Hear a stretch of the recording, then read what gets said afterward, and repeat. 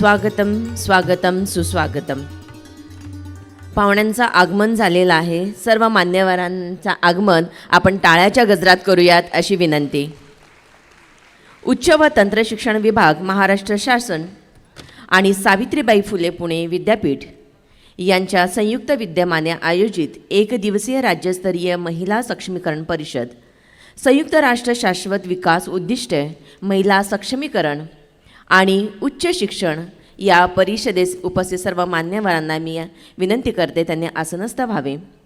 अध्यक्ष माननीय नामदार डॉक्टर नीलमताई गोरे, उपसभापती महाराष्ट्र राज्य, प्रमुख पाहुणे तसेच आमचे पालक माननीय नामदार श्री चंद्रकांतदा पाटील, मंत्री उच्च व तंत्रशिक्षण महाराष्ट्र राज्य, माननीय कुलगुरू सावित्रीबाई फुले पुणे विद्यापीठ डॉक्टर सुरेश गोसावी, माननीय डॉक्टर उज्ज्वल चक्रदेव, कुलगुरू श्रीमती नातीबाई दामोदर ठाकरसी महिला विद्यापीठ मुंबई, डॉक्टर शैलेंद्र देवळाणकर, शिक्षण संचालक उच्च शिक्षण महाराष्ट्र राज्य, तसेच माननीय कुलगुरू सावित्रीबाई फुले पुणे विद्यापीठ डॉक्टर पराग काळकर, माननीय कुलसचिव डॉक्टर प्रफुल्ल पवार, तसेच महाराष्ट्र उच्च शिक्षण विभागाचे सर्व संचालक, सर्व मॅनेजमेंट काउन्सिलचे मेंबर, अकॅडमिक काउन्सिलचे मेंबर, सिनेटचे मेंबर आणि त्याचप्रमाणे विभागातील सर्व अधिष्ठाते, पुणे विद्यापीठातील अधिष्ठाते, विभागातील सर्व विभाग प्रमुख, सर्व संचालक, सर्व विद्यापीठातील अधिकारी,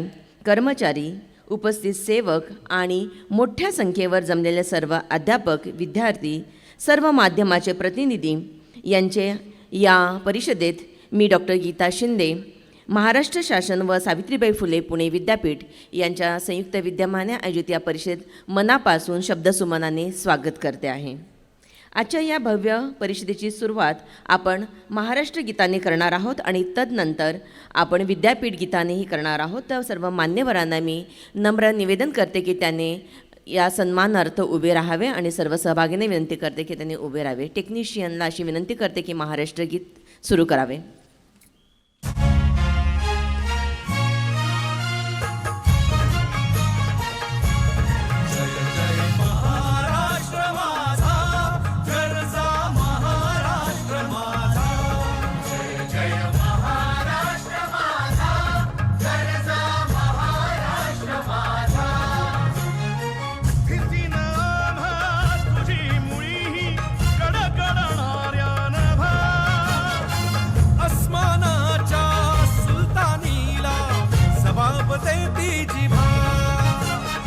सह्याद्रीचा सिंह गर्जतो शिवशंभू राजा.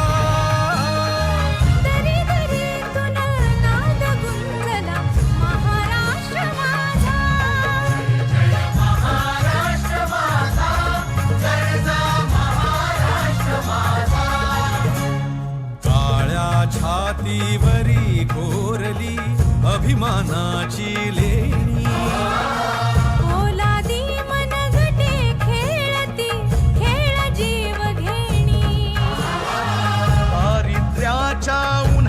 शिजला निधळाच्या घामाने भिजला देश गौरवासाठी झिजला.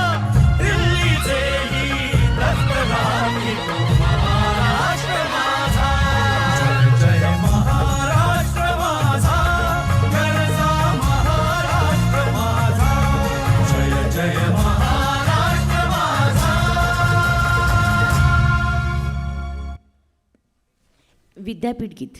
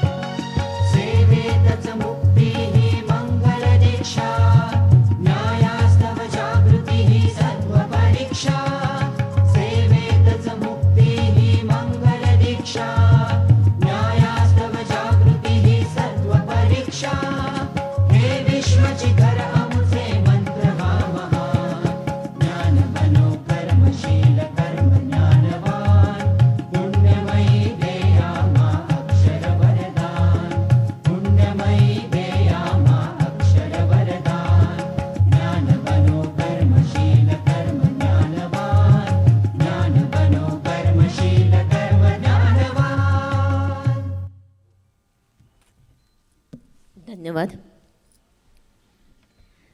परिषदेचे अध्यक्ष, प्रमुख पाहुणे, ज्ञानपीठावरील सर्व मान्यवरांना मी स्नेहपूर्ण विनंती करते की त्यांनी त्यांच्या शुभ हस्ते दीप प्रज्वलन करून सदर परिषदेचे उद्घाटन करावे. मंगल वातावरण समयीच्या उजळत्या वाती मान्यवरांच्या शुभ हस्ते प्रज्वलित कराव्या ज्ञानज्योती. मन पूर्ण समर्पित करून तो दीप, मन पूर्ण समर्पित करून तो दीप लावू एक अंतराही एक दीप. ही ऊर्जा विरो पूर्ण अंतराळत, ही ऊर्जा विरो पूर्ण अंतराळत. श्वासाचे करून इंधन प्राण्याचे करूया वात. ही अखंड स्त्रीत्वाची तेवत राहू दी ज्योत, तेवत राहू दे ज्योत.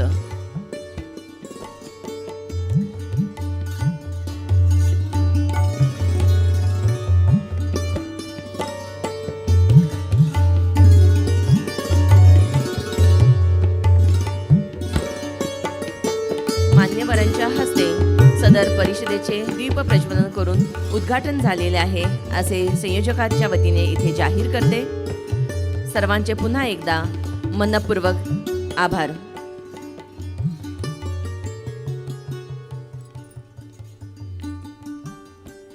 राज्यस्तरीय महिला सक्षमीकरण परिषद उपस्थित अध्यक्ष माननीय नामदार डॉक्टर नीलमताई गोरे, उपसभापती महाराष्ट्र विधान परिषद आणि माननीय नामदार चंद्रकांतदादा पाटील या सगळ्यांचे स्वागत करण्यासाठी म्हणून आजचे आमचे कुलगुरू माननीय सुरेश गोसावी सर यांना मी विनंती करते की त्यांनी प्रथम माननीय नामदार नीलमताई गोरे यांचं स्वागत सावित्रीबाई फुले यांची प्रतिकृती आणि पुणे विद्यापीठाचा मानाचं चिन्ह असणारं शॉल देऊन त्यांचं स्वागत आणि सन्मान करावं.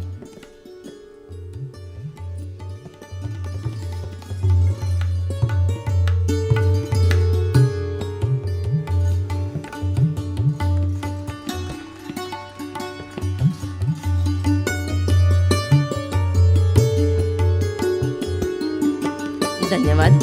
माननीय नामदार श्री चंद्रकांतदादा पाटील, मंत्री उच्च व तंत्र शिक्षण महाराष्ट्र राज्य यांचेही स्वागत आणि सन्मान सावित्रीबाई फुले यांची प्रतिकृती आणि सन्मानित शाल देऊन माननीय कुलगुरू यांनी करावे अशी विनंती करते.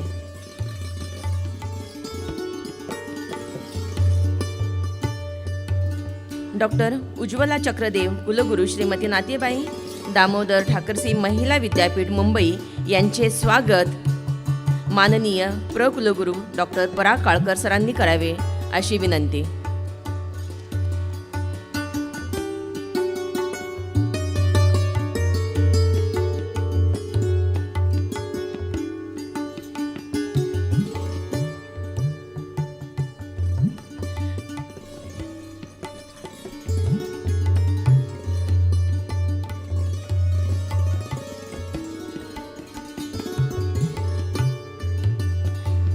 धन्यवाद सर. डॉक्टर शैलेंद्र देवळाणकर, शिक्षण संचालक उच्च शिक्षण महाराष्ट्र राज्य पुणे यांचे स्वागत माननीय कुलसचिव डॉक्टर प्रफुल्ल पवार सर यांनी करावे अशी त्यांना नम्र विनंती करते.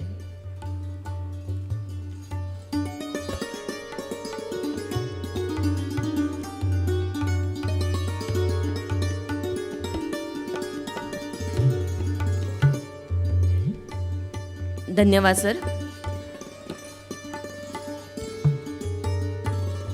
माननीय डॉक्टर शैलेंद्र देवळाणकर सर, प्रशिक्षण संचालक उच्च शिक्षण महाराष्ट्र राज्य पुणे यांना या परिषदेचे प्रास्ताविक करण्यासाठी म्हणून मी व्यासपीठावर आमंत्रित करते. Doctor Shailendra Deolankar sir.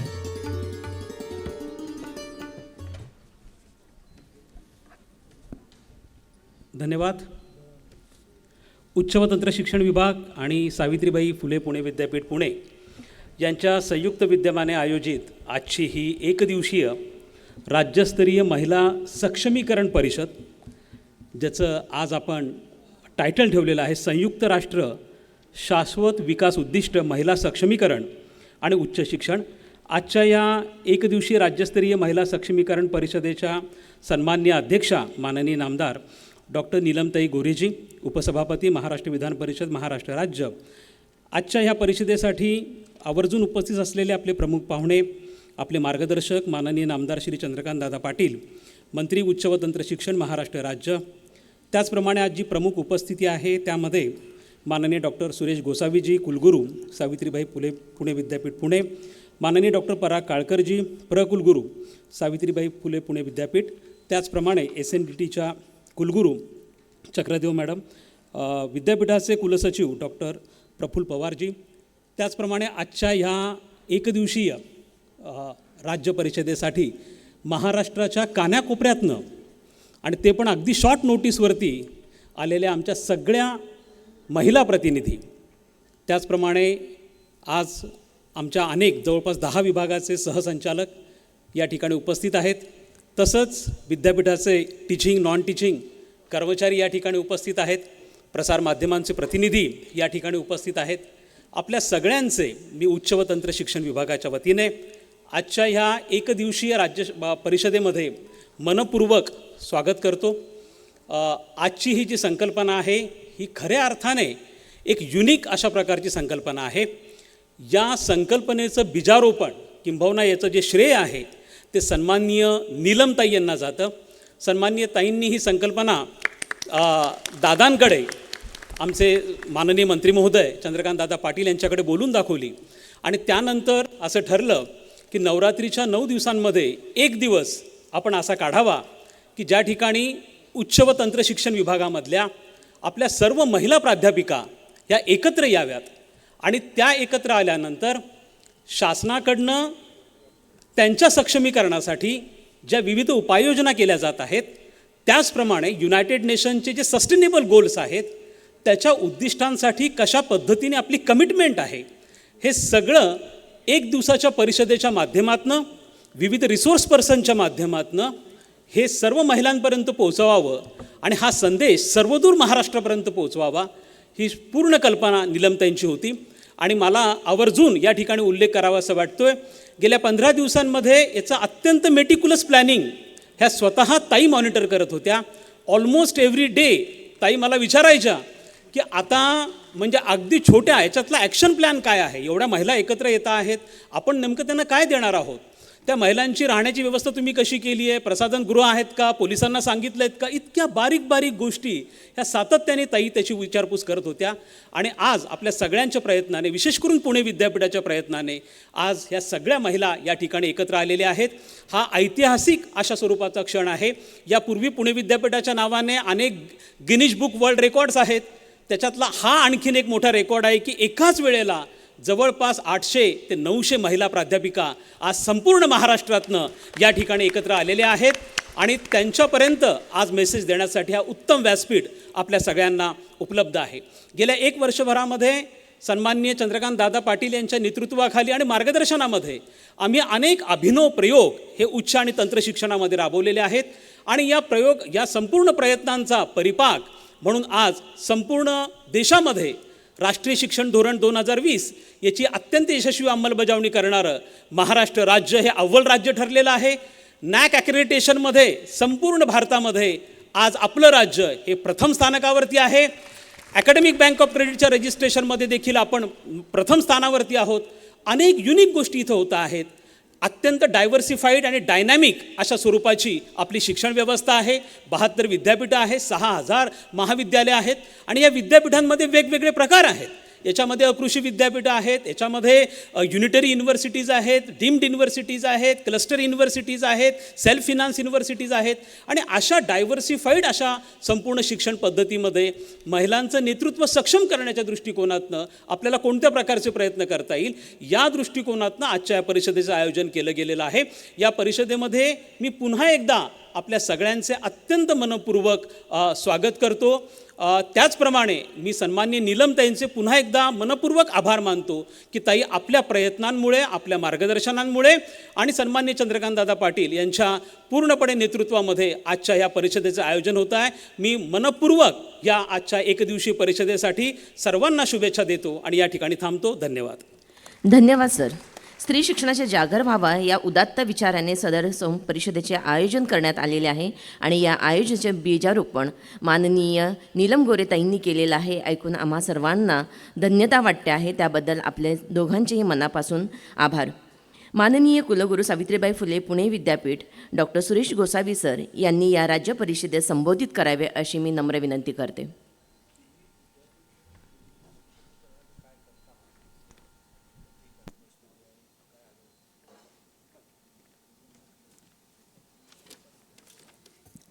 नमस्कार, गुड मॉर्निंग. उच्च व तंत्र शिक्षण विभाग, महाराष्ट्र शासन आणि सावित्रीबाई फुले पुणे विद्यापीठ यांच्या संयुक्त विद्यमाने एक दिवसीय राज्यस्तरीय महिला सक्षमीकरण परिषदेसाठी व्यासपीठावर उपस्थित आजच्या या कार्यक्रमाच्या अध्यक्षा माननीय नामदार डॉक्टर नीलमताई गोरे, उपसभापती महाराष्ट्र विधान परिषद महाराष्ट्र राज्य, माननीय नामदार श्री चंद्रकांत दादा पाटील, मंत्री उच्च व तंत्र शिक्षण विभाग, माझे सहकारी डॉक्टर पराग काळकर, मंचावर उपस्थित डॉक्टर उज्ज्वला चक्रदेव, कुलगुरू SNDT विद्यापीठ, डॉक्टर देवडणकर, डॉक्टर प्रफुल्ल पवार, या सभागृहात इथे उपस्थित सर्व मॅनेजमेंट काउन्सिल मेंबर्स, नंतर इथे उपस्थित असलेले अधिसभेचे, विद्यापरिषदेचे मेंबर, डिपार्टमेंटचे हेड्स, डायरेक्टर्स आणि या महाराष्ट्रभरातून इथे आलेल्या सर्व प्राध्यापक महिला यांना मी सावित्रीबाई फुले पुणे विद्यापीठाच्या वतीने इथे स्वागत करतो. आजचा हा एक वेगळा कार्यक्रम आहे आणि याच्यामध्ये जे सस्टेनेबल डेव्हलपमेंट गोल्स आपल्याला 2030 दिलेले आहेत त्यातल्या काही गोष्टी पुढे कशा नेता येईल ह्या दृष्टीने आपण इथे विचार करणार आहोत. आणि त्यामध्ये जे सांगितलं गेलं आहे की सर्वसमावेशक शिक्षण व महिलांचे शिक्षणाचा प्रसार हा एक त्यातला महत्त्वाचा मुद्दा आहे आणि शिक्षण माध्यमातून महिला सबलीकरण प्राधान्य देणे हा त्याच्यातला दुसरा मुद्दा आहे जो आपल्याला घेऊन पुढे जायचा आहे. आणि याच अनुषंगाने ही परिषद इथे आयोजित केली गेलेली आहे. त्यामध्ये महिलांसाठी लैंगिक आरोग्य, नैसर्गिक साधन संपत्तीची राखणावर, आर्थिक सक्षमता, शैक्षणिक सक्षमता, राजकीय सक्षमता, आर्थिक बचत गट आणि मानसिक सक्षमता याच्यावर भर दिला जाणार आहे. याचाच एक मुद्दा घेऊन मला पुढे असं सांगावं असं वाटेल की सावित्रीबाई फुले पुणे विद्यापीठ हे त्याचं अमृत महोत्सवी वर्ष साजरं करतं आहे. 75वं वर्ष आपलं चालू आहे आणि त्याचाच एक भाग म्हणून आपण गेल्या 9 दिवसापासून इथे महिलांसाठी काही उपक्रम राबवले होते. त्यामध्ये महिलांचा जागर हा साधारणतः 8 दिवस चाललेला उपक्रम आहे आणि त्याचाच भाग म्हणून आपण ही परिषद इथे घेतो आहोत. साधारणतः मुलींसाठी पुढच्या येत्या काळामध्ये सावित्रीबाई फुले पुणे विद्यापीठ एक वसतिगृहाची एक योजना आखते आहे. कारण की ज्या नाशिक, नगर आणि पुणे जिल्ह्यातनं ज्या मुली इथे येतात त्यांना शिक्षणासाठी राहण्याची सोय असल्याशिवाय पालकांनाही कुठेतरी सेफ वाटत नाही. त्या दृष्टीने आपण ती एक योजना इथे आखतो आहोत.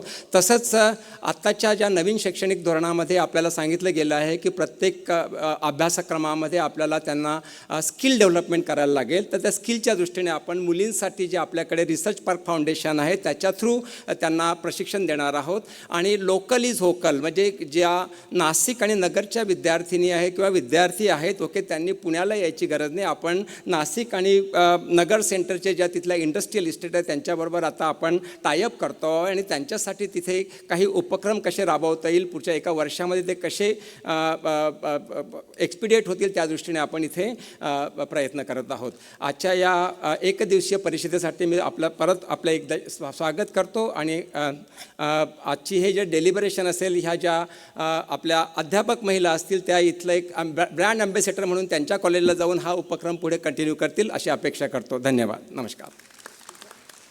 धन्यवाद सर. शिक्षणातून सबलीकरण, सर्वसमावेशक शिक्षण आणि विविध क्षेत्रातील सक्षमतेसाठी सावित्रीबाई फुले पुणे विद्यापीठाचे योगदान व योजना याबाबत आपण मार्गदर्शन केलात.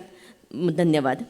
शासनकर्ते म्हणून राष्ट्राचे शाश्वत विकास, भारतीय संस्कृतीचे अभ्यासक म्हणून भारतीय संदर्भातील स्त्री सबलीकरण आणि उच्च शिक्षण तंत्रज्ञानाचे मंत्री म्हणून उच्च शिक्षणाचे योगदान याबाबत मार्गदर्शन करण्यासाठी मी माननीय नामदार श्री चंद्रकांत दादा पाटील, मंत्री उच्च व तंत्र शिक्षण महाराष्ट्र राज्य यांना मंचावर आमंत्रित करते.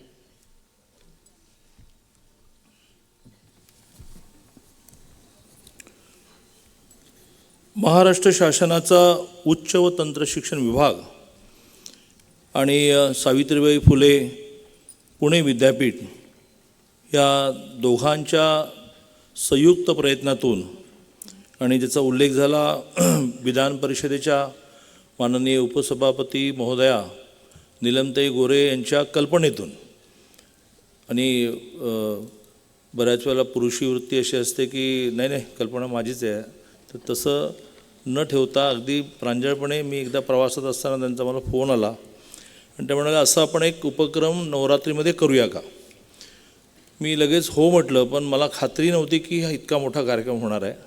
मी सुरुवातीलाच आनंद व्यक्त करतो की इतक्या शॉर्ट नोटीसने आपण महाराष्ट्रातल्या अनेक कॉलेजेसमधल्या प्राध्यापिकांना इथे एकत्र आणू शकलो आणि त्यामुळे दोघांच्या संयुक्त विद्यमाने हा कार्यक्रम या ठिकाणी होतो आहे. संयुक्त राष्ट्र शाश्वत विकास उद्दिष्टे 17 त्यांनी 2021ला उद्दिष्ट मांडली की एकूण देशाच्या मानवजातीचं कल्याण होण्यासाठी, त्यातही प्रामुख्याने महिला वर्ग जो 50% सगळ्या देशात असतो. म्हणजे बघा काय परमेश्वराचा बॅलन्स आहे. कुठल्याच देशामध्ये 40-60 नाही आहे, 50-50च आहे, 49-51 एवढं. असा जो 50% समाज आहे त्याच्या विकासासाठी जी काही उद्दिष्ट ठरवून 2030पर्यंत सगळ्यांनी मिळून ती पूर्ण करावी असं म्हटलं आहे. त्यातला महिला सक्षमीकरण आणि उच्च शिक्षण या विषयाला धरून आज दिवसभरामध्ये जी परिचर्चा व्हायची आहे, माझी अपेक्षा अशी आहे की ती 2 वे व्हावी. खूप चांगल्या वक्ता इथे आलेल्या आहेत, पण मांडणीच्या बरोबर त्यांनी थोडं लोकांनाही बोलायला दिलं पाहिजे. अशी जी 2 वे चर्चा व्हायची आहे त्याला व्यासपीठावर अनेक मान्यवर उपस्थित आहेत. त्यात प्रामुख्याने महाराष्ट्र विधान परिषदेच्या उपसभापती आणि सगळ्यात महत्त्वाचं म्हणजे चळवळीतून पुढे आलेल्या, बऱ्याच वेळेला ग्राउंड रिॲलिटी त्यांनाच कळते की ज्या प्रत्यक्ष वेगवेगळ्या प्रश्नांना घेऊन रस्त्यावर उतरून संघर्ष करतात आणि त्यामुळे त्यांची सगळी बॅकग्राऊंड ही चळवळीची आहे. अशा आदरणीय नीलमताई गोरे, व्यासपीठावर उपस्थित या विद्यापीठाचे कुलगुरू डॉक्टर सुरेशजी गोसावी, उपकुलगुरू डॉक्टर परागजी काळकर, महाराष्ट्राच्या उच्च शिक्षण व तंत्रशिक्षण प्रामुख्याने उच्च शिक्षणाला एक तरुण संचालक मिळाल्यापासून एकूणच सगळ्या गोष्टींना गती निर्माण झाली.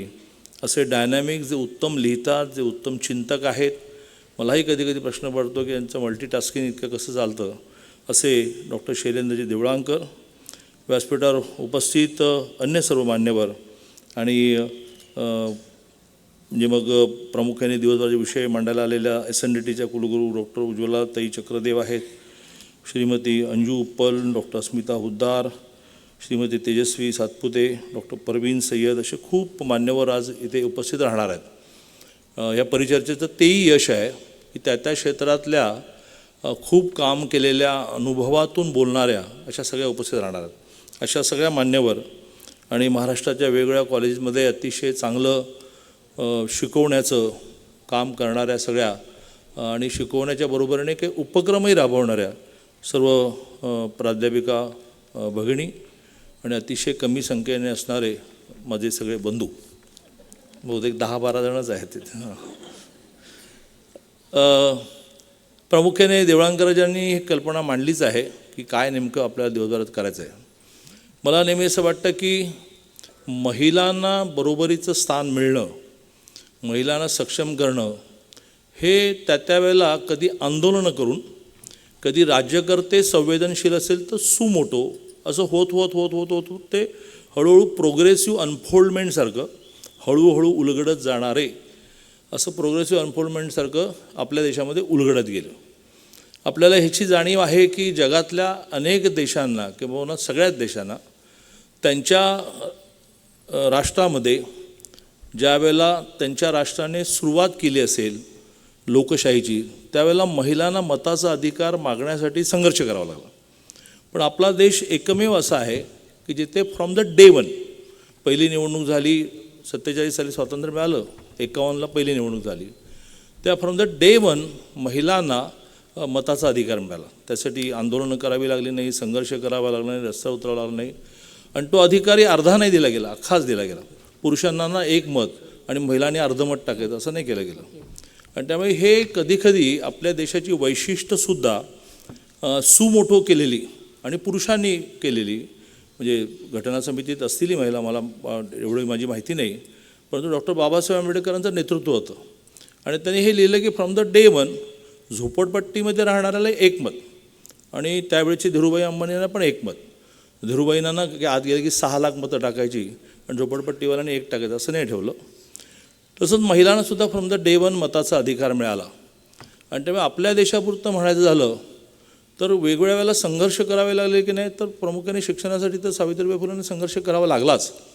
पण मी स्वातंत्र्यानंतरचं म्हणतो आहे, स्वातंत्र्यानंतर संघर्ष करावा लागला असेल, पण संघर्ष कमी आणि समाजाची मानसिकता मॅच्युरिटीज इतकी डेव्हलप झाली की त्याच्यातून मग महिलांना मॅटर्निटी लिव्ह मिळण्याचा विषय असेल किंवा महिलांना त्यांच्या नोकरीच्या ठिकाणी पाळणाघरं मिळण्याचे विषय असतील, अशा प्रकारचे खूप विषय पुन्हा पुन्हा म्हणायचं झालं तर काही संघर्षाने आणि काही सुमोठं मिळत गेले.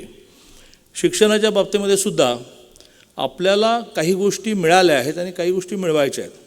मी चळवळीतून आलेला कार्यकर्ता असल्यामुळे मी असं म्हणेन की रडल्याशिवाय आई काही दूध देत नाही. आणि त्यामुळे आज दिवसभरामध्ये काही गोष्टी अशाच इव्हॉल्व करा, चार्टर ऑफ डिमांड्स असं इव्हॉल्व करा की ज्या आगामी काळामध्ये कधी चर्चा करून, कधी थोडा संघर्ष करून मोर्चे बिर्चे काढा की ज्याच्यातून आम्हालाही वाटेल की अरे हे लवकर केलं पाहिजे. मी राज्यकर्ता असूनही सांगतो आहे, कारण मी मूळ आहे चळवळीतला माणूस.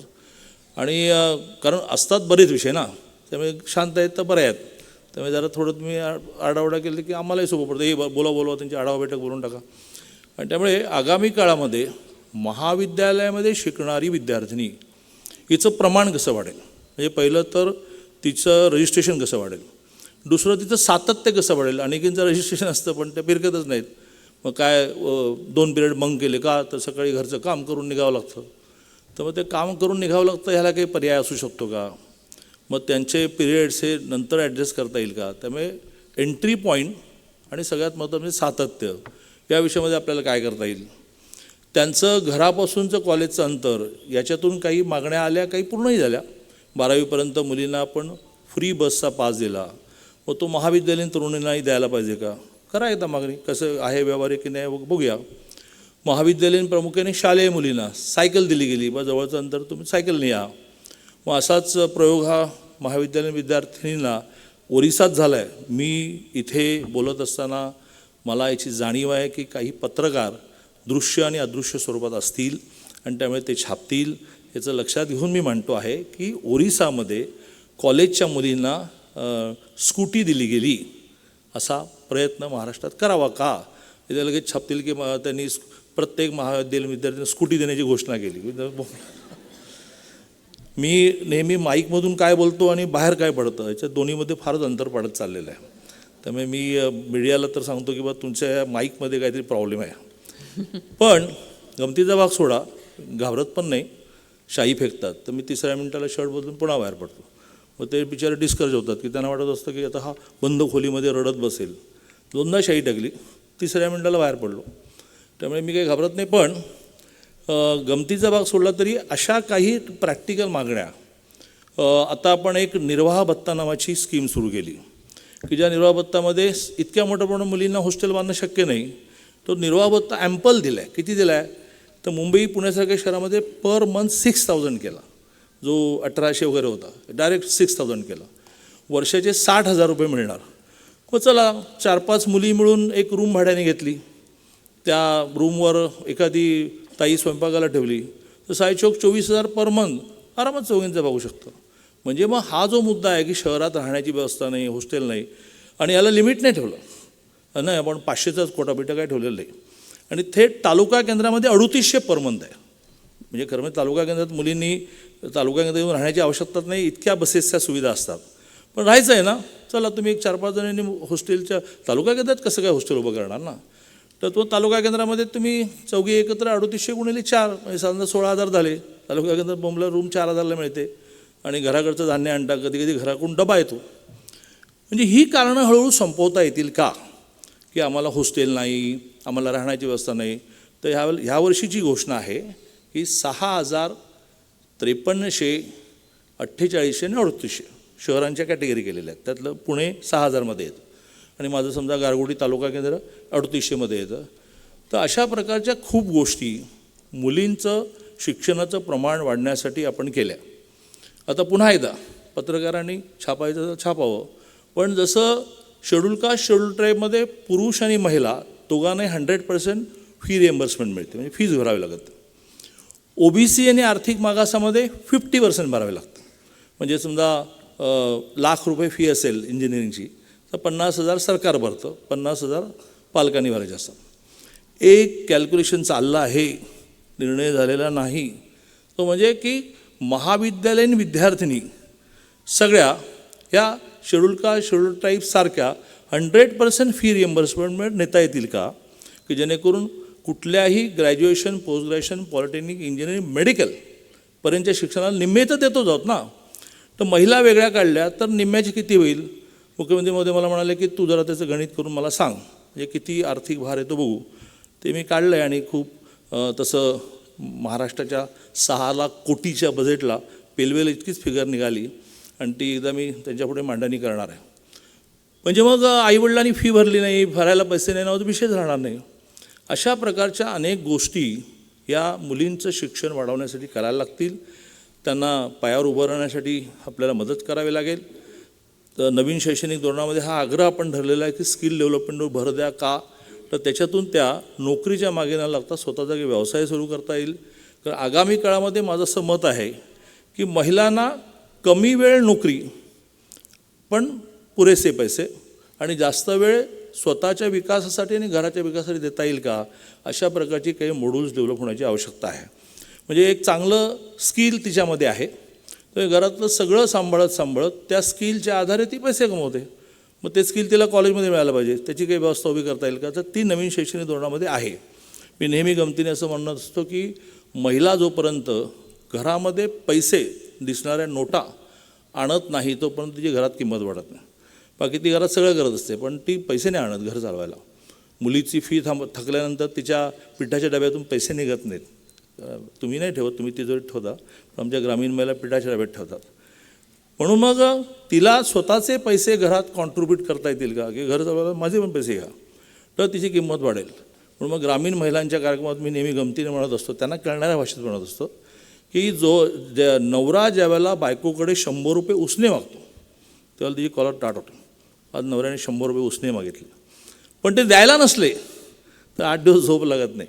मेलांनी कधी नव्हे ते मागितले माडे नव्हते. मेला म्हणजे ती प्रेमानच म्हणते, पण ती म्हणते त्याला कधी नव्हते मागितले मला माडे नव्हते. ती 100 रुपयाची किंमत आहे की नवऱ्याने मागितल्यानंतर तिने दिली आणि नवऱ्याच्या चेहऱ्यावर अरे तुझ्याकडे कुठून आले पैसे. तर त्यासाठी तिला शाळा कॉलेजमध्येच आपल्याला हे 100 रुपये मिळवण्याची व्यवस्था उभी करून दिली पाहिजे. सगळ्यात शेवटचा मुद्दा सुरक्षा. ग्रामीण भागामध्ये मोठ्या प्रमाणावर मुली सुरक्षित नाहीत. कॉलेजमध्ये जाताना बसमध्ये मुलं टिंगल करतात, बसस्टॉपवर टिंगल करतात, त्यातून ती डिप्रेस होते आणि ती सांगते घरच्यांना मला नाही कॉलेजला जायचं आहे. यासाठी दामिनी नावाचं एक पथक जे माननीय देवेंद्रजींनी मुख्यमंत्री असताना सुरू केलं ते थोडं स्ट्रेंथन करण्याची आवश्यकता. त्याला त्या ठिकाणच्या जिल्ह्यातल्या नियोजनाने गाड्या देण्याची आवश्यकता आहे आणि अधिकार आणखीन देण्याची आवश्यकता आहे की तुम्हाला ऑन स्पॉट पिटायचे अधिकार आहेत आणि नंतर आणा पोलीस स्टेशनला. पहिलं त्याला एकदा दणका खाऊ देत, कारण कधी कधी मग तो आला की दुसऱ्या दिवशी तो सुटतो. तर असं दामिनी पथक स्ट्रॉंग करणं, कॉलेजमध्ये ऐकण्याची व्यवस्था उभी करणं. अदरवाईज ती मनातल्या मनात कुठत असते पण ती बोलतच नाही की तो फलाना मुलगा मला त्रास देतो. आणि त्यामुळे एंट्री पॉईंटला प्रयत्न करण्यासाठी हॉस्टेलची व्यवस्था, फीमध्ये सवलत वगैरे वगैरे वगैरे, पण ती टिकायची असेल तर तिच्या हॉस्टेलला सुरक्षित व्यवस्था पाहिजे. आम्ही महाराष्ट्र शासनाने एक घटना घडल्यानंतर का होईना परंतु एक दिवसभराचा सेमिनार केला, त्यात सगळ्या पोलीस अधिकारीवर सगळ्या आल्या होत्या आणि त्याच्यातून खूप सूचना आल्या. त्याची अंमलबजावणी आम्ही करतो की महिला हॉस्टेलला महिला पोलीस सिक्युरिटीसाठी देता येतील का, त्या हॉस्टेलमध्ये कुठल्याही कारणाने पुरुषांचा वावर नाही. कपडे इस्त्री करण्याचा द्यायला गेला कुठेतरी, तिने त्याला सांगितलं की मला टूथपेस्ट दे, त्याने गेटवर द्यायची, वर जायचं नाही. CCTVची व्यवस्था वगैरे अशा खूप सूचना आलेल्या आहेत आणि त्याची अंमलबजावणी आम्ही करतो. त्यामुळे सुरक्षा हा सुद्धा मोठा, मुलींनाच ट्रेनिंग नीट देता येईल का, त्यांना अशा प्रकारचं ट्रेनिंग देता येईल का की तुम्हीसुद्धा कशाला त्या पुरुष माणसाला हॉस्टेलच्या वेगळ्या रूममध्ये यायला एंटरटेन करता. तुम्ही त्याला म्हणा ना, आणि तुम्ही तुमची कामं सांगता कशाला त्याला. येताना कॉलेजमधून घेऊन ये ना पेस्ट. एका पेस्टसाठी तो तुमच्या रूमवर येतो. स्वाभाविकपणे रूमवर तुम्ही अशा स्थितीमध्ये असता, बऱ्याच वेळेला थोड्याशा रिलॅक्स असता, त्यातून त्याला कशासाठी त्याच्या मनामध्ये काही भूत निर्माण करून देता. अशा काही तुम्ही पण घेण्याच्या काळजी आहेत, काही प्रशासनाने घेण्याची काळजी आहे. ह्याच्यातून जर हे 3-4 गोष्टी आपण नीट केल्या तर मला असं वाटतं की पर्सेंटेज ऑफ गर्ल स्टुडंट्स हे आपण वाढवू शकू. मी पुन्हा एकदा नीलमताईंना असा एक खूप मोठा हा जर फुटकळ झाला असता 50 जणी एकत्र आल्या आणि विद्यापीठाच्या एका वर्गामध्ये बसून चाललं तर त्याला काही मजा नव्हती. खूप मोठा हा एक्झरसाईज करण्यामध्ये एका अर्थाने मागे लागणं हे नीलमताईंनी केल्याबद्दल त्यांचे आभार मानतो आणि माझं बोलणं संपवतो. धन्यवाद सर. भारताचे वैशिष्ट्य लोकशाहीसोबतच महिलांना समान हक्क देण्यात आले आहे. संघर्ष आहेच पण समानताही आहे. मुलींचे शिक्षणातील प्रवेश तसेच त्यांच्या सातत्यावर प्रकाश आपण टाकलात. सुरक्षा, दामिनी योजना, निर्वाह भत्ता, वसतिगृह, प्रवास याबाबतच्या शासनाच्या अनेक योजनांची माहिती दिलात. कौशल्य विकास, आर्थिक सुबत्तासोबतच स्वतःच्या आरोग्यावरही भर द्यावा हे मोलाचे मार्गदर्शन केल्याबद्दल दादा आपले मनापासून आभार. राज्यस्तरीय महिला सक्षमीकरण परिषदेचे उद्घाटक, परिषदेच्या अध्यक्षा, उपसभापती, महाराष्ट्र विधान परिषद, महाराष्ट्र राज्य, माननीय नामदार डॉक्टर नीलमताई गोरे यांना आजच्या या परिषदेत उपस्थित शेकडो महिला शिक्षक, प्राध्यापक, अध्यापक, विद्यार्थ्यांना संयुक्त राष्ट्राची उद्दिष्ट साध्य करण्यात सक्षम महिला सक्षमीकरणातील भूमिका यावर मार्गदर्शन करावे अशी नम्र विनंती करते.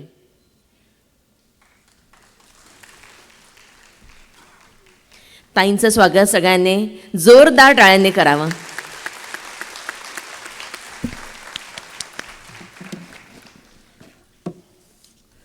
उच्च व तंत्रशिक्षण विभाग, महाराष्ट्र शासन आणि सावित्रीबाई फुले पुणे विद्यापीठ यांच्या संयुक्त विद्यमाने एक दिवसीय राज्यस्तरीय महिला सक्षमीकरण परिषद आज आपण आयोजित केलेली आहे. संयुक्त राष्ट्र शाश्वत विकास उद्दिष्ट, महिला सक्षमीकरण आणि उच्च शिक्षण या परिषदेमध्ये आजच्या या कार्यक्रमामध्ये ज्यांनी आत्ताच मार्गदर्शन केलं ते महाराष्ट्र राज्याचे उच्च आणि तंत्रशिक्षण विभागाचे मंत्री महोदय नामदार चंद्रकांत दादा पाटील, सावित्रीबाई फुले पुणे विद्यापीठाचे कुलगुरू माननीय डॉक्टर सुरेश गोसावी, प्रशिक्षण संचालक उच्च शिक्षण महाराष्ट्र राज्य डॉक्टर शैलेंद्र देवाणकर, प्रकुलगुरू डॉक्टर पराग काळकर, तसंच आपले सर्व व्यासपीठावरती असणारे मान्यवर, माझ्यासमोर उपस्थित असलेल्या सगळ्या प्राध्यापक, मित्रमैत्रिणी, आज ही परिषद होते. सगळ्यात प्रथम मी विभागाचे आभार मानेन. आणि खरं सांगायचं तर दादा, ज्यावेळेला खात्री असते की आपण जे सांगतोय ते गांभीर्याने घेतलं जाईल त्याच वेळेला माणसाला असं वाटतं की आपण सांगावं. आणि मी आपली मनापासून आभारी आहे. आत्ताच आपलं मार्गदर्शनही मी ऐकलं. दादा ज्यावेळेला सार्वजनिक बांधकाम मंत्री होते, इतर विभागांच्यामध्ये विशेष सहाय्य विभागाचे मंत्री महोदय होते, तेव्हाही मला आठवते की शेतकरी विषयावरती महिलांची बैठक घेतल्यावर स्वतःहून मंत्री महोदय सांगतात की माझ्याकडे डिपार्टमेंटला 101 कोटी रुपये आहेत, ते मी या शेतकरी महिलांसाठी देतो. अशा प्रकारनी सांगणारे मंत्री जेव्हा असतात त्याच वेळेला आम्हालाही उपसभापती म्हणून वाटतं, नाहीतर उपसभापतींवर काय काय बोलायची चेअरवरून वेळ येते तुम्ही पाहिलेलं आहे. अशा वेळेला अशा प्रकारचे मंत्री महोदय अभ्यासू आणि अत्यंत तळमळीने काम करणारे आपल्याला लाभलेले आहेत. सावित्रीबाई फुले विद्यापीठाचं नावच सावित्रीबाई फुल्यांचं आहे म्हटल्यावर या कार्यक्रमासाठी अधिक योग्य जागा दुसरी कुठली होती असं मला वाटत नाही आहे. आणि अत्यंत थोड्या काळामध्ये हे सर्व विचाराच्या चौकटीत बसवण्याचं काम डॉक्टर शैलेंद्र देवाणकरांनी केलं, त्याबद्दल मी त्यांची आभारी आहे. खरं तर तुम्ही स्वतः प्रत्येकजण आलेली इथे व्यक्ती ही सुशिक्षित आहे. त्याचबरोबर स्वतः तुम्ही खूप कष्टाने अभ्यास केलेला आहे. या अभ्यासाच्या बरोबर तुम्ही स्वतः वाचन केलेलं आहे. वेगवेगळ्या डिपार्टमेंट्समध्ये तुम्ही सगळ्याजणी काम करताय म्हटल्यावरती ही शाश्वत विकास उद्दिष्ट तुम्हाला प्रत्येकीला माहिती असतील असं मला वाटतं आणि तुम्ही ती वाचली असतील. परंतु त्यातली काही जी उद्दिष्टं आहेत त्या उद्दिष्टांचा एकमेकाशी अतिशय चांगला असा संबंध आहे. त्यामुळे शाश्वत विकास उद्दिष्टांच्या वरती महिला सक्षमीकरण परिषद घ्यायची आवश्यकता काय असा प्रश्न एखाद्यास पडू शकतो की आम्ही सगळ्यांचं सक्षमीकरण झालेलं आहे असंही वाटतं, किंवा आपण असं झालेलं आहे स्त्रियांच्या चळवळीमध्ये, महिलांच्या विकासाच्या कार्यक्रमामध्ये की आपले म्हणजे उच्चशिक्षित स्त्रिया ज्या आहेत त्यांचे प्रश्न जणू काही सगळे सुटलेले आहेत असं बऱ्याचशा समाजाला वाटत असतं. परंतु एक अत्यंत वेगळं सुचिन्ह किंवा वेगळं माहिती तुम्हाला प्रत्येकाला असेल, पण मी या ठिकाणी अधोरेखित करते. आणि ते म्हणजे भारतची आकडेवारी संपूर्ण पाहिली तर त्या आकडेवारीमध्ये जेंडर पॅरिटी म्हणजे महिला आणि पुरुष यांच्या शिक्षणातल्या समानतेचा जो निर्देशांक आहे तो तो भारतामध्ये सरासरी जो आहे तो 1.06 म्हणजे पुरुषांपेक्षा उच्च शिक्षणात महिला अधिक स्वतःला नोंदवत आहेत ही आकडेवारी समोर आलेली आहे. आणि त्याच्याबद्दल खरोखर भारतातल्या आणि महाराष्ट्रातल्या स्त्रियांचं आणि शिक्षण संस्थांच्याबद्दलचं एक आपली मोठी उपलब्धी आहे. म्हणजे काही क्षेत्रांमध्ये स्त्रिया मागे पडत असल्या तरी उच्च शिक्षणामध्ये स्त्रिया वेगाने चालत आहेत, वेगाने धावत आहेत. महाराष्ट्रामध्ये मात्र तो 1 नसून 0.92 आहे. अजून आपल्याला 0.08% पुढे जायचं आहे. परंतु आपली वाटचाल चांगली चाललेली आहे. आणि त्याचबरोबर हा उच्च शिक्षणातला दर्जा वाढत असताना आपण वेगवेगळ्या क्षेत्रामध्ये स्त्रिया जे संशोधनं करतायत, महिला संशोधक जे काम करतायत आणि तुम्ही जे काम करता आहात, तरीही मला खात्री आहे की आज येत असताना तुम्ही सगळ्याजणी जसे कागद घेऊन आलात, पर्स घेऊन आलात, तसं स्वतःचं घर देखील इथे घेऊन मनात आलेले आहात. कारण नवरात्र आहे, उद्या दसऱ्यासाठी झेंडूच्या माळा आणायच्या, तयारी करायची आहे. स्वीट डिश मुलं तेच कंटाळलेले असतात, मग वेगळं काहीतरी करायला पाहिजे. कॉलेजला आज तर काही सुट्टी नाही, आज ऑफिशियली आला असाल तरी आपल्या डिपार्टमेंटमध्ये काय चाललेलं आहे. आणि हे मी सर्व महिलांचं बघते, मग त्या जागतिक स्तरावरच्या असतील, आफ्रिकेमधल्या असतील, लॅटिन अमेरिकेतल्या असतील किंवा भारतातल्या असतील. स्त्री बऱ्याच वेळेला तिचं घर तिच्या मनापासून सुटत नाही. फ्रीजमध्ये काय वस्तू ठेवल्यापासून ते मासघरातलं जनावर कोणी सोडलं आहे की नाही हे घर घेऊनच स्त्री सगळे ओझं जात असते. म्हणजे ते काढायचं म्हटलं तरी काढता येत नाही, ही वस्तुस्थिती आहे. आणि त्यातून हे काय करतायत हा सुद्धा प्रश्न असतो, नाही असं नाही. त्याच्यामुळे मला असं वाटतं की या शाश्वत विकास उद्दिष्टांकडे जाण्याच्या बरोबर मला असं वाटतं की एक तर पहिलं म्हणजे उच्च शिक्षणामध्ये जेंडर पॅरिटी होत चालली आहे, ह्याचं आपण एक चांगलं समाधान व्यक्त करतो आहे. त्याचबरोबर आपण बघतो आहे अनेक ठिकाणी 2 आव्हानं सातत्याने दिसतात. ते म्हणजे प्रमोशन घेत असताना काही वेळेला स्त्रिया प्रमोशन स्वतःहून नाकारतात. मग प्रेग्नन्सीचा इश्यू असतो. तेवढंच जेव्हा स्त्रिया मध्यमवयीन होतात तेव्हा आईवडिलांची किंवा सासू सासऱ्यांची तब्येत बिघडते आहे. अशा वेळेला कोणी काळजी घ्यायची, तर त्याच्यामध्ये अगदी डॉक्टर असो, चार्टर्ड अकाउंटंट असो, बिल्डर असो, प्राध्यापक असो किंवा राजकारणी असो, शेवटी स्त्री हा विचार करते की मला याच्यासाठी वेळ हा दिला पाहिजे. मुलांच्या 10वीच्या वेळेला 12वीच्या वेळेला लॉंग रजा घेऊन, दीर्घ रजा घेऊन स्त्रियांना घरी थांबायची वेळ येते. ही पण वस्तुस्थिती आहे. कारण आई डॉक्टर आहे, आई प्राध्यापक आहे आणि मुलाला कमी मार्क मिळाले, मुलीला कमी मार्क मिळाले, तर त्याचंसुद्धा एक लोक आपल्याकडे दृष्टिक्षेप टाकत असतात. ही वस्तुस्थिती आहे. आणि म्हणून प्रमोशन नाकारलं जातं, काही ठिकाणी डावललंही जात असेल. तर या सगळ्या मुद्द्यांवर काम करण्यासाठी आपण सक्षमीकरण ही परिषद घेतली. काही वेळेला असं लोक म्हणतात की काय गरज आहे अधिकारांची, असं म्हणणारे लोक आहेत, नाही असं नाही समाजामध्ये. परंतु कैलासवासी यशवंतराव चव्हाण असं म्हणाले होते की काही वेळेला अधिकारच देऊनसुद्धा जेव्हा समाजाला त्या अधिकाराचा उपयोग होत नाही त्याच्यावर उत्तर काय. आणि त्यावेळेला त्यांनी उत्तर दिलं होतं की त्यांना अजून अधिकार द्या. त्यांना अजून ते अधिकार पुरेसे नाही आहेत, म्हणून एखादेच उपयोग होत नसेल तर अजून त्यांना अधिकार द्या. आणि या दृष्टिकोनातून संयुक्त राष्ट्रसंघाची ही जी 17 उद्दिष्टं आहेत, ज्या उद्दिष्टांचा आपण वाचन केलेलं आहे, मी सगळ्या प्रत्येक उद्दिष्टामध्ये जात नाही, परंतु 4 नंबरचं जे उद्दिष्ट आहे, 4 क्रमांकाचं, ते गुणवत्तापूर्ण शिक्षण हे आहे. आणि 5वं जे आहे ते लिंग समभाव, स्त्री पुरुष समानता हे विषय आहे. बाकीचे जे सगळे विषय आहेत त्याच्यामध्ये उद्योग आहे, पाण्याखालचं जीवन, हवामान बदल आपण जो बघतो की ज्याच्यामुळे एक स्त्री जीवनाशी परत अत्यंत जवळचा असा विषय येतो आहे. आणि तो म्हणजे ज्या ज्या वेळेला संकट येतात, मग ते भूकंप असेल, वादळं असतील, स्थलांतर करावं लागलं असेल किंवा कोविडसारखं संकट असेल, खूप अतिवृष्टी असेल, तर त्या ठिकाणी 4ही स्तरावरती स्त्रियांना अडचणी आलेल्या दिसतात. आणि माझी तुमच्याकडून ही अपेक्षा आहे समाजातलं सुशिक्षित नेतृत्व म्हणून की अशा आपत्तीच्या काळामध्ये तुम्ही स्वतः एक डाटा बँक किंवा स्वतः या विषयात नेतृत्व करणारी व्यक्ती जर का होऊ शकल्या तर त्याचा तुमच्या शिक्षणाचा उपयोग शाळा कॉलेजच्या चौकटी बाहेरसुद्धा समाजाला होऊ शकेल. कारण माझं असं निरीक्षण आहे की रेस्क्यू होतं त्यावेळेला रेस्क्यू, रिलीफ, रिहॅबिलिटेशन आणि डेव्हलपमेंट, प्रत्येक नैसर्गिक संकटामध्ये या 4 स्टेजेसमधून जायची वेळ येते. आणि तेव्हा असं दिसतं की रिलीफ म्हणजे मदत कार्यामध्ये सुद्धा स्त्रियांच्या गरजा काय आहेत ते बघून त्यानुसार व्यवस्था करावी लागते. माननीय चंद्रकांत दादांना अनुभव आहे की ज्याला पूर आला त्याला स्त्रियांसाठी जिथे 9वारी साड्या नेसतायत महिला, तिथे तुम्ही बरमुड्या पॅन्ट देऊन उपयोग नाही आहे त्यांना. अशा गोष्टींपासून ते त्यांच्या नैसर्गिक गरजांपर्यंत हे सगळं प्रशासनामध्ये त्याचं प्रतिबिंब पडावं लागतं, मदत यंत्रणात पडावं लागतं. आणि जे जे दुर्बल असतात, जे धावू शकत नाहीत जोराने, जे वयोवृद्ध आहेत, ज्यांची मुलं आहेत कडेवर, अशा स्त्रियांना रांगेत उभं राहून ते धान्य घेण्यासाठी सुद्धा बरीच धडपड करावी लागते. आणि म्हणून अलीकडे शासन पिठाच्या स्वरूपामध्ये मदत देतं, किंवा तुम्हीसुद्धा ज्यावेळेला मदत लोकांना लागते त्यावेळेला ती मदत वाटपाचं काम करायला महिला जर का देखरेख करत असतील तर तिथे शोषण किंवा अवमानित होणं हे होत नाही. आणि म्हणून रिलीफमध्ये सुद्धा महिलांचा फार मोठा वाटा आहे. रिहॅबिलिटेशनच्याबद्दल मी अगदी सगळ्यात थोडक्यात बोलणार आहे, पण रिहॅबिलिटेशनमध्ये सुद्धा दिसतं की ज्या विडोज आहेत, विधवा झालेल्या महिला आहेत, त्या आपल्या समाजात आजही टॅबू आहे की बायकांनी 1 महिना बाहेर जायचं नाही, 2 महिने बाहेर जायचं नाही, सगळ्यांमध्ये मिसळायचं नाही, किंवा ग्रामीण भागामध्ये आपण बघतो तर ती बोलूच शकत नाही, इतक्या धक्क्यामध्ये असते. शहरामध्ये तोच प्रकार असतो. कोविडमध्ये ज्या विधवा भगिनी झाल्या त्यांच्या मी अनेक बैठका घेतल्या, आणि दादा त्याच्यामध्ये मला अनेक महिला अशा भेटल्या की ज्या उच्च विद्या विभूषित आहेत, पण त्या रडत होत्या. आणि त्या म्हणत होत्या, मुलं म्हणतात की आई आता स्कूटरवरून मी कोणाबरोबर जाऊ, कारण बाबा नाही आहेत तर मला शाळेत कोण सोडणार.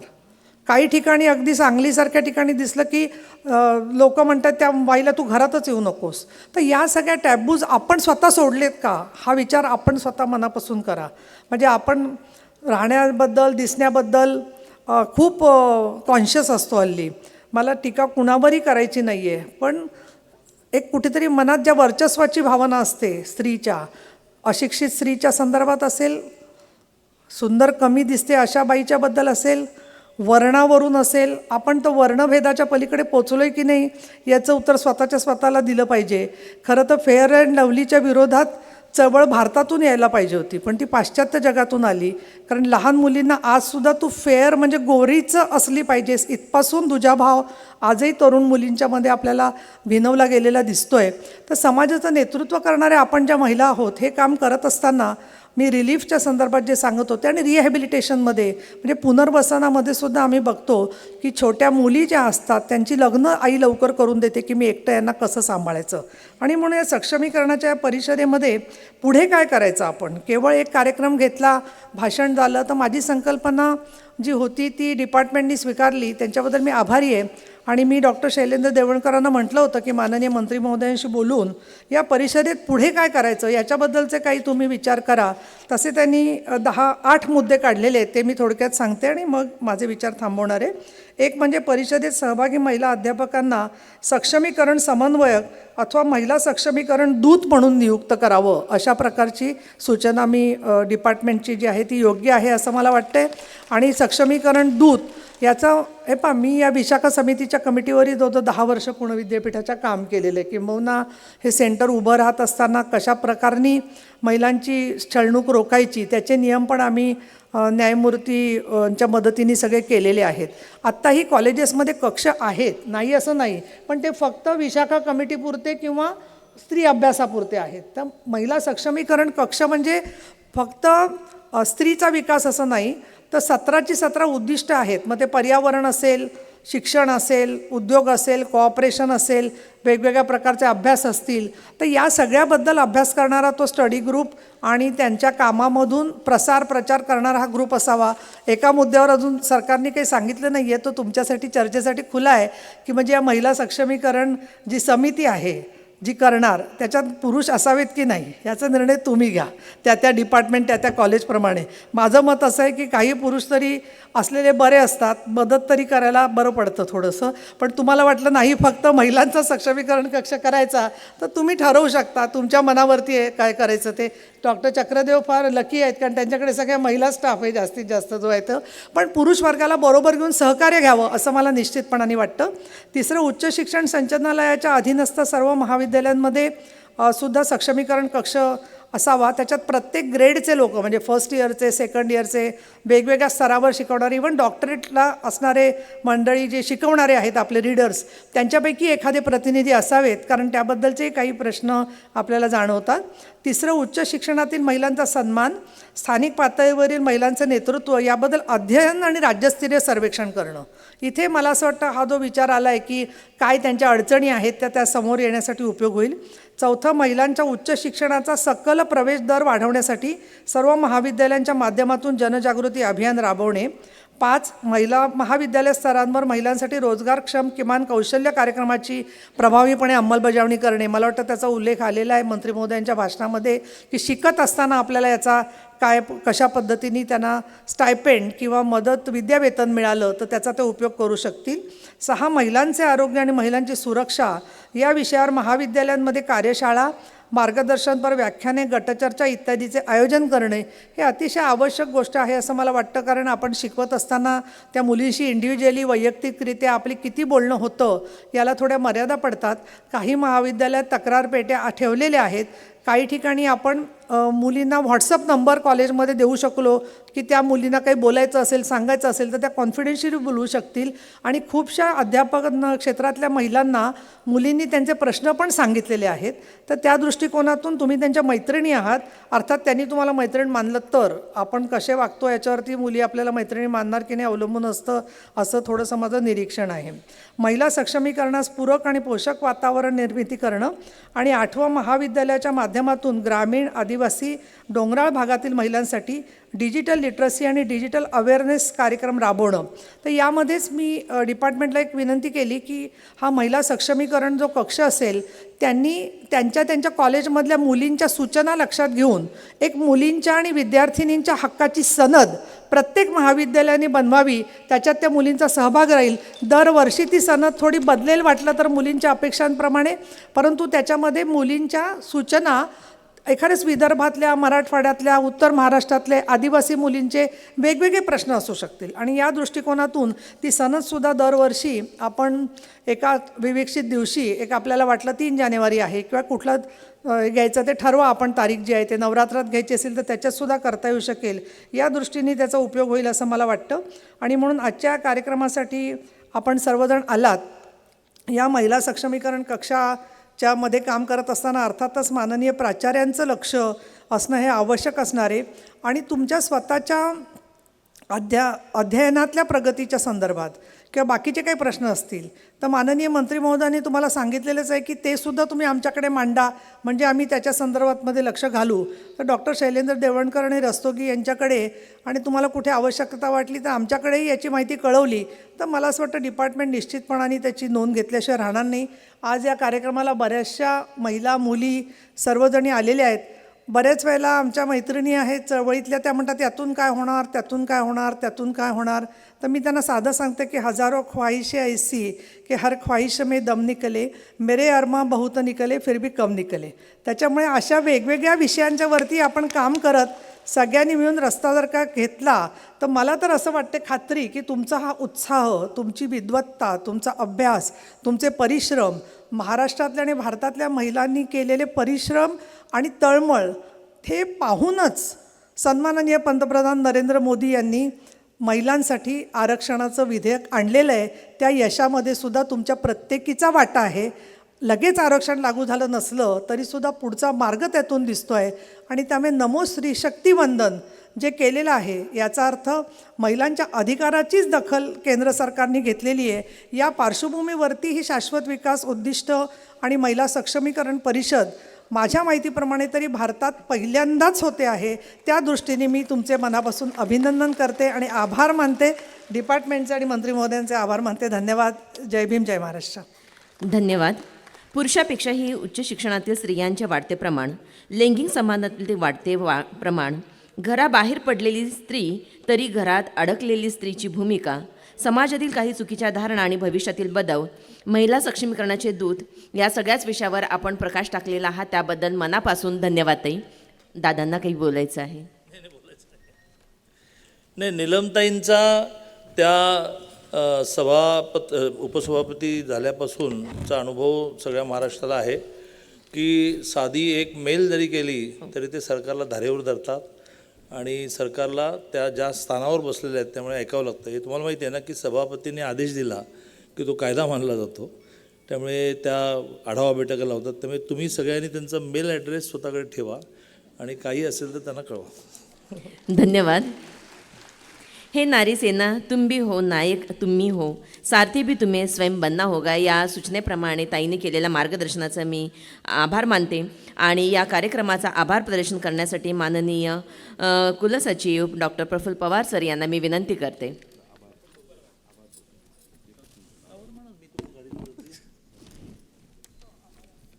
आजच्या या कार्यक्रमाला आदरणीय निलमताई उपस्थित राहिल्यात आणि या परिषदेला एक नवी ऊर्जा त्यांनी दिली. त्यांचे महाराष्ट्र शासनाच्या वतीने सावित्रीबाई फुले पुणे विद्यापीठाच्या वतीनं मनपूर्वक आभार मानतो. नामदार चंद्रकांत दादा पाटील हे तर आमचे पालकच आहेत आणि नेहमी त्यांनी आम्हाला मार्गदर्शन केलेलं आहे, आशीर्वाद दिला आहे.